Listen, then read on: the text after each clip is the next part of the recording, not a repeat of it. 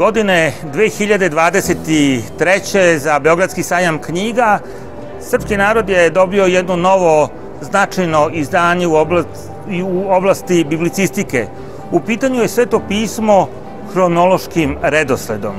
Njegov značaj je tim pre veći što pored Srba Sveto pismo hronološkim redosledom od slovenskih naroda imaju samo Rusi i Ukrajinci, a od evropskih samo još Rumuni.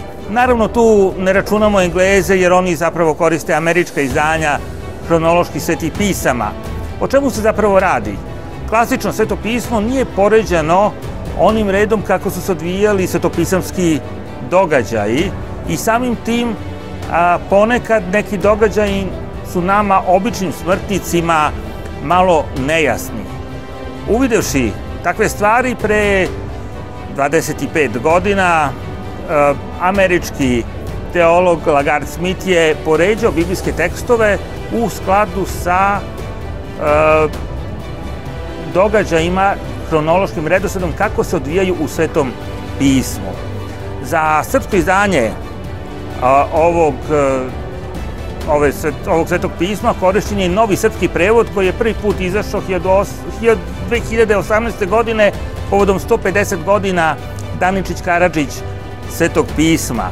I kompletni tekstovi su poređani onako kako su se odvijali događaji u Svetom pismu i zbog toga je ono izuzetno zgodno za ljude koji tek sada počinju da čitaju Sveto pismo jer mogu da lakše shvate tok događaja koji se pojavljuje u reči Božoj.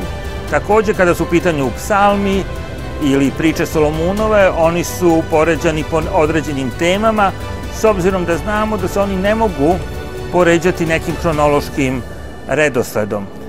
Ujedno ovo izdanje je podeljeno u 365 čitanja, što nam omogućava da se za godinu dana može pročitati kompletno Sveto pismo u jednom cugu i za neko vreme od 20-25 minuta dnevno, za godinu dana možete pročitati kompletno Sveto pismo.